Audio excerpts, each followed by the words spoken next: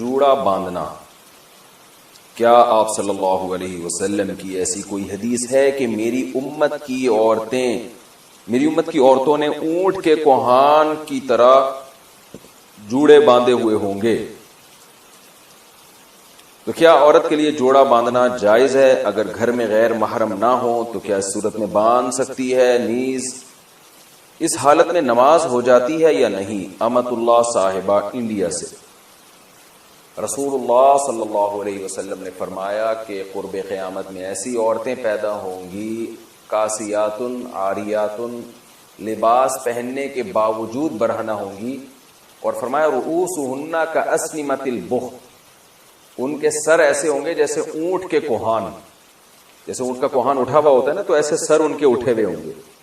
اس سے صاف پتہ چلتا ہے کہ عورت کے لیے سر کے بال اوپر کی طرف اٹھا کے رکھنا یہ ناجائز اور حرام ہے۔ تو جوڑا باندھنا ہے تو پیچھے کی طرف باندھے، اوپر کی طرف نہ باندھے، چاہے محرم ہو یا نہ ہو، اس سے کوئی فرق نہیں پڑتا۔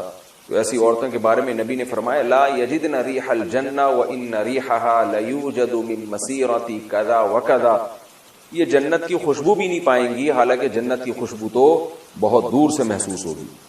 اور ایسی حالت میں عورت کے لیے نماز بھی جائز نہیں ہے، مکروہ تحریمی ہے، کیونکہ نماز کے اندر گناہ کا ارتکاب کیا جا رہا ہے۔ جب بھی گناہ کے ساتھ نماز پڑھی جاتی ہے تو اس کا اعادہ لازم ہوتا ہے۔ جوڑا بنا کر نماز، اتر پردیش یو پی، یہاں سے خاتون نے پوچھا ہے، اتر پردیش ہمارا بھی وطن جو ہے نا یو پی ہے، سہارنپور۔ جب بھی کوئی صاحب اتر پردیش سے رابطہ کرتے ہیں نا تو ایک دم ہمیں اپنے ابا دادا یاد آ جاتے ہیں۔ کیا بال کو جوڑا بنا کر نماز ہو جاتی ہے؟ بال کو کا جوڑا بنا کر اگر سر پہ یعنی اوپر کی جانب جوڑا بنایا ہے تو پھر نماز مکروہ ہے، کیونکہ حدیث میں ایسی عورت پر لعنت وارد ہوئی ہے۔ پیچھے کی جانب اگر جوڑا بناتی خاتون تو ٹھیک ہے۔ آئی لائنز لگانا، یو پی سے کسی نے پوچھا ہے خواتین کے لیے آنکھوں پر آئی لائنز لگانا کیسا ہے؟ میں نے سنا کہ یہودی لگایا کرتے تھے۔ آئی لائنر یہ کیا ہوتا ہے بھائی؟ آئی لائنر یہ کیا ہوتا ہے؟ کاجل کی طرح؟ بہرحال جی یہ کہہ رہے کاجل کی طرح کی کوئی چیز ہے آئی لائنر، تو لگانا جائز ہے، یہودی تو لگایا کرتے تھے، لگاتے بھی ہوں، تو یہ تو ایک زینت کی چیز ہے نا، اس کا یہودیوں سے کوئی مذہبی رسم تھوڑی ہے۔ باقی اس میں یہ دیکھ لینا چاہیے کہ کوئی ایسی چیز لگانا کہ اس کی تہ جم جائے اور وضو کا پانی اس میں نہ جائے تو ناجائز ہوگا، جیسے نیل پالش میں۔ اور اگر صرف زینت برائے زینت ہی ہے، یا مینسز کے دنوں میں خواتین لگا رہی ہیں کہ وضو کا کوئی مسئلہ ہی نہیں ہے اس وقت، تو پھر بلا کراہت جائز ہے۔ خلاصہ یہ کہ یہودیوں کی وجہ سے یہ ناجائز نہیں ہے۔ پانی پہنچے نہیں پہنچے وہ آپ خود تحقیق کر لیں کہ اس میں پانی پہنچتا ہے کہ نہیں پہنچتا، اور پانی پہنچتا ہے یا نہیں پہنچتا اس کا ایک سادہ پروسیس ہے کہ آپ کاغذ پہ کسی بھی ایسی چیز کو لگائیں جو آپ نے جسم پہ لگانی ہے نا، کاغذ پہ لگائیں، جب وہ خشک ہو جائے تو پانی ٹپکائیں، تو پانی کا قطرہ اگر جذب ہو جاتا ہے اندر تو اس کا مطلب پانی پہنچ رہا ہے، جذب نہیں ہوتا تو اٹ مینس پانی نہیں پہنچ رہا۔ واٹر پروف کاجل یا آئی لائنز میں وضو کا حکم، کاجل میں آئی لائنر میں واٹر پروف لکھا ہوا ہوتا ہے، ایسا نہیں ہے کہ اس میں کوئی پلاسٹک لگتی ہے، پلاسٹک دکھتی ہے، لیکن اس پر یہ لکھا ہوتا ہے، تو کیا اسے لگا کر وضو اور نماز ہو جاتی ہے یا نہیں؟ اگر واٹر پروف ہے تو صاف مطلب ہے کہ اس کے اندر پانی نہیں جائے گا، اور جب پانی نہیں جائے گا اس کے اندر تو پھر وضو نہیں ہوگا، نماز بھی نہیں ہوگی۔ شوہر کی خواہش پر آئی بروز بنانا، اگر شوہر کی خواہش ہو تو کیا بیوی کے لیے آئی برو بنانا جائز ہوگا؟ مسز خان کراچی سے، نہیں جی جائز نہیں ہے۔ نبی صلی اللہ علیہ وسلم نے لعنت فرمائی ہے ان عورتوں پر جو اپنی جو آئی بروز ہیں، بھویں ہیں، ان کے بال نوچتی ہیں، چونکہ یہ تغییر خلق اللہ ہے، اللہ کی تخلیق کو بگاڑنا ہے، تو حرام باتوں میں شوہر کی اطاعت جائز نہیں ہے۔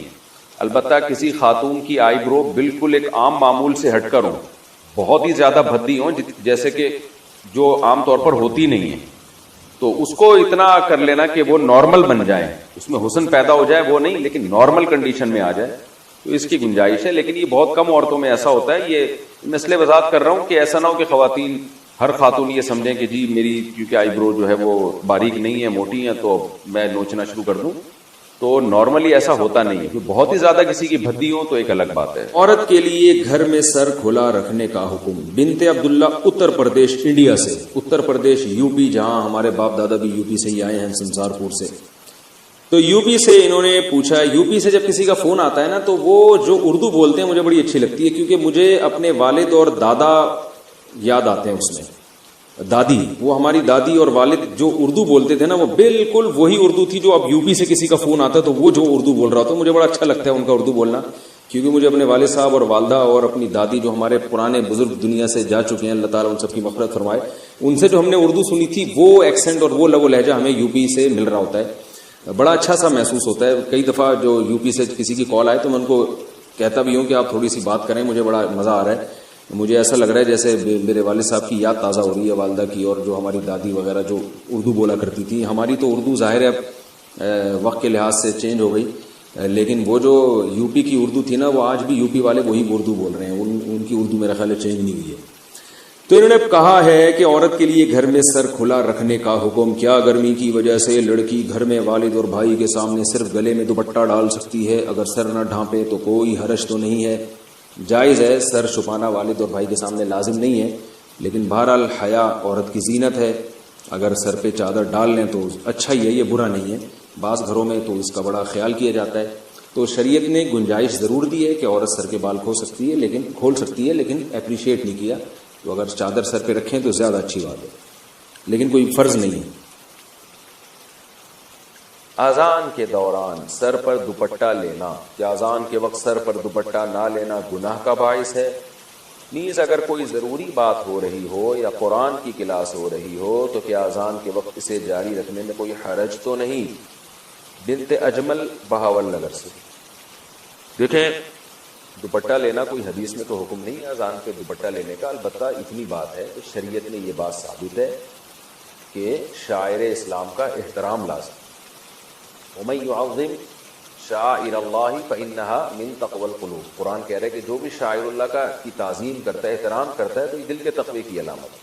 اب احترام کا کوئی خاص طریقہ قرآن نے نہیں بتایا، یہ عرف پر چھوڑا گیا، تو اذان کے شاعر اسلام میں سے اس کا احترام کرنا چاہیے۔ تو ظاہر خواتین کے لیے احترام کا یہی طریقہ ہے کہ سر پہ چادر لیں، وہ تھوڑا سمٹ جائیں، تھوڑا ایک یعنی وقار ظاہر کریں، تو اس لیے خواتین کو اذان کے وقت دوپٹہ لازمی لینا چاہیے۔ رہا یہ مسئلہ کہ دوپٹہ نہیں لیں گی تو گناہگار ہوں گے، تو گناہ تو نہیں ہے، لیکن یہ عمل بہرحال قابل ملامت ہے کہ تھوڑا سا انسان کو اللہ کے نام کا خیال کرنا چاہیے، خاص طور پہ جب عرف بھی ہو کہ اذان کا اسی طرح سے احترام کیا جاتا ہو۔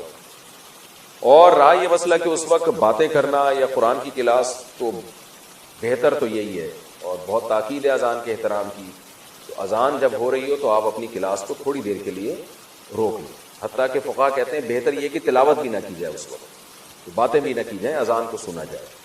البتہ اس سے وہ اذان مراد ہے جو آپ کے محلے کی مسجد کی ہو، کیونکہ اذانیں بھی 4-4 5-5 آوازیں آ رہی ہوتی ہیں، تو بس وہ جو آپ کے محلے کی مسجد کی اذان ہے آپ اس کا احترام کر لیں تو کافی ہے۔ باقی اذانیں ہو رہی ہیں پھر وہ ہونے دیں، تو فرض واجب تو نہیں ہے یہ عمل، لیکن یہ اذان کے احترام کا بہرحال تقاضا ہے۔ ہاں کوئی بہت ہی اہم مجلس ہو جس کو بعد میں کرنا ممکن نہ ہو تو وہ ایک الگ بات ہے، اس میں پھر اذان کے وقت بھی اس کو جاری کیا جا سکتا ہے۔ نقاب عورت کے لیے پورا جسم ہے، چہرے کے نقاب نہ کرنے کے بارے میں کیا حکم ہے؟ دیکھیے، اسلام میں پردے کے مختلف درجات ہیں، اسلام میں پردے کے مختلف درجات ہیں۔ ایک درجہ تو یہ ہے کہ عورت اپنے آپ کو اتنا چھپا دے کہ اس کی چادر پہ بھی مرد کی نظر نہ پڑے کبھی بھی، تو یہ سب سے اعلیٰ درجہ ہے۔ بعض صحابیات ایسی ہوتی تھیں وہ ان کو کبھی کسی مرد نے دیکھا ہی نہیں، ان کو مخدرات کہا جاتا تھا، لیکن ظاہر ہے یہ وہی خواتین ہو سکتی ہے جن کا پھر مردوں سے کوئی لین دین نہ ہو یا معاشرے میں کوئی۔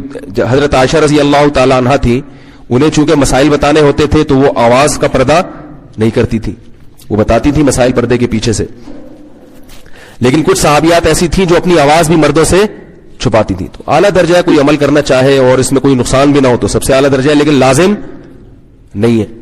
دوسرا درجہ یہ ہے کہ عورت اپنا چہرہ کھولے اور اپنے ہاتھ اور اپنے پاؤں کھول لے، باقی پورا جسم غیر محرم مرد سے، یہ سب غیر محرم کی باتیں ہو رہی ہیں، محرم مراد نہیں ہے، محرم سے پردہ نہیں ہوتا، تو غیر محرم مرد سے چہرہ، ہاتھ اور پاؤں کے علاوہ پورا جسم کیا کر لے؟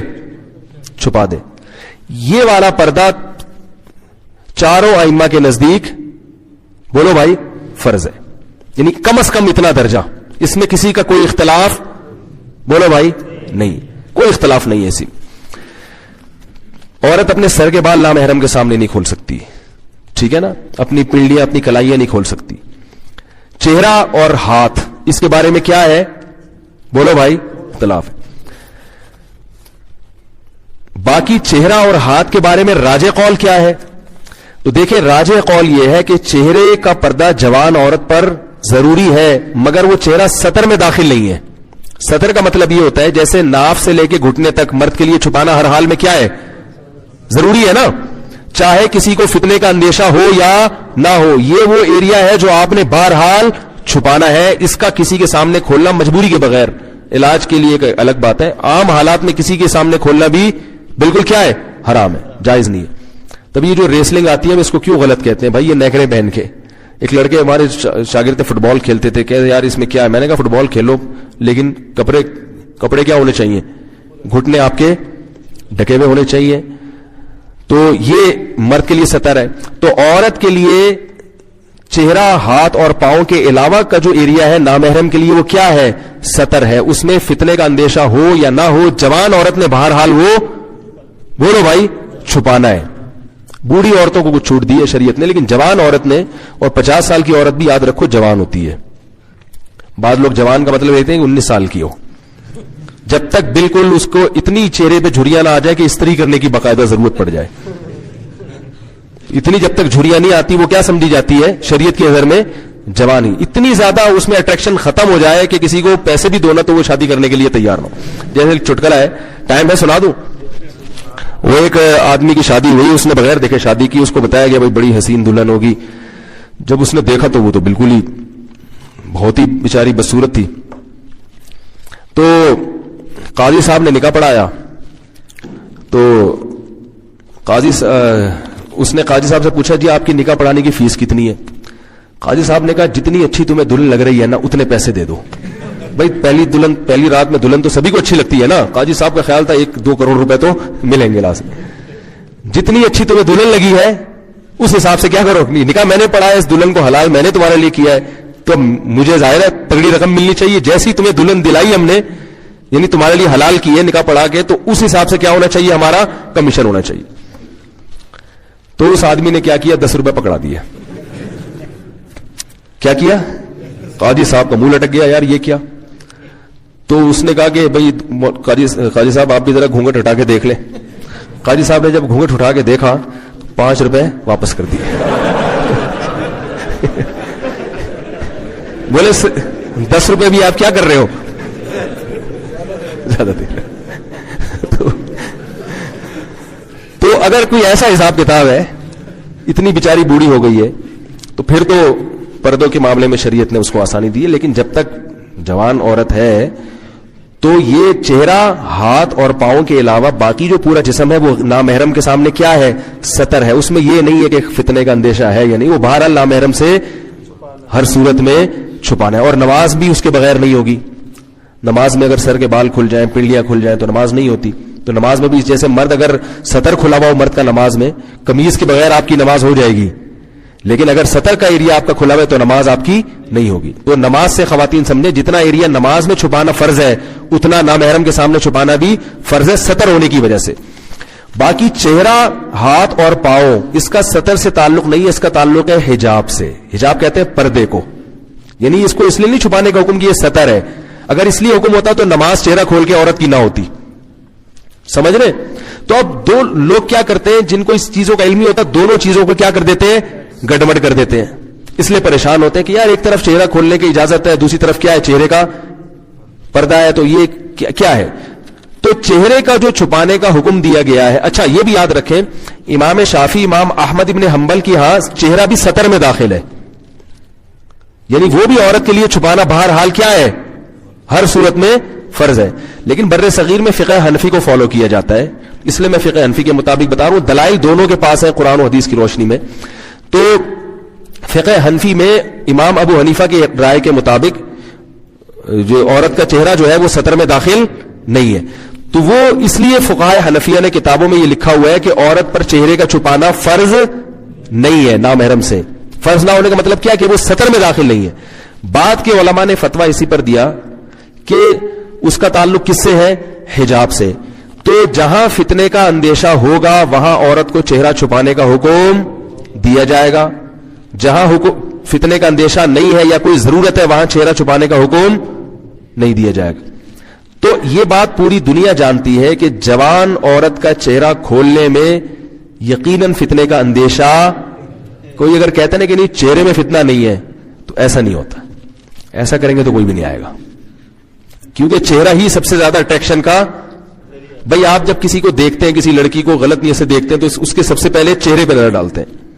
چہرے میں اٹریکشن ہوگی تو بد نظری ہوگی، چہرہ سمجھ میں نہیں آئے گا تو پھر کیا ہوگا؟ پھر بد نظری کے خلاف بیان کی ضرورت، بولو بھائی، پھر یہی ہوگا کہ بھائی 10 روپے نہیں ہے تو 5 روپے.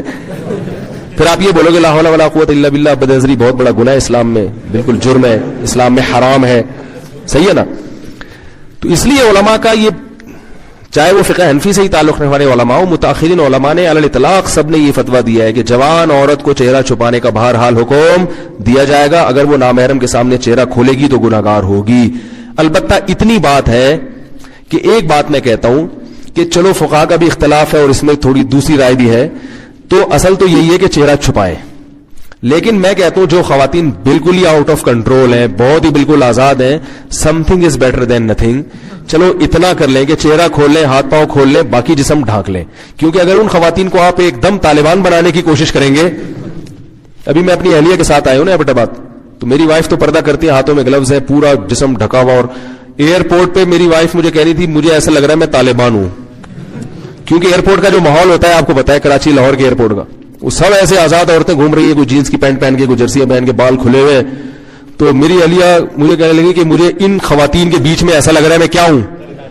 تو یہ ان کو ڈر لگ رہا تھا کوئی بم کا کیس نہ بن جائے. تو میں نے تسلی دی، میں نے کہا اسی ماحول میں پردے کا کیا ملے گا؟ گھر میں تو سب پردہ کر لیتے ہیں، اس ماحول میں ہی ثواب ملے گا. میں نے کہا اس پردے سے تبلیغ بھی ہو رہی ہے ان خواتین کو، بھائی یہ بھی ایک اسٹائل ہے زندگی گزارنے کا. تو لیکن ظاہر ہے ہر آدمی اس لیول کا نہیں ہوتا، اور ہر خاتون کو آپ اس کا مکلف بھی نہیں بنا سکتے. ایک ایکٹر ہے، ایک اداکارہ ہے، ایک فنکارہ ہے، وہ بیچاری تو نہیں کہنا چاہیے، ناچتی رہی ہے ساری زندگی لوگوں کے سامنے. اب آپ اس کو گلوز پہنا کے، کالے موزے پہنا کے، شٹل کاک پہنا دو آپ اس کو، یا کالا برقع پہنا دو، اس کے لیے اس کو ذہنی طور پر قبول کرنا. تو ایسی خواتین کو ہم کہتے ہیں کہ بھائی some thing is better than nothing. جو بالکل حرام ہے کم از کم اس کو تو چھوڑ دیں، پھر اللہ توفیق دے گا انشاءاللہ اس پر بھی آ جائیں گے. تو کم از کم اتنا بھی کر لیا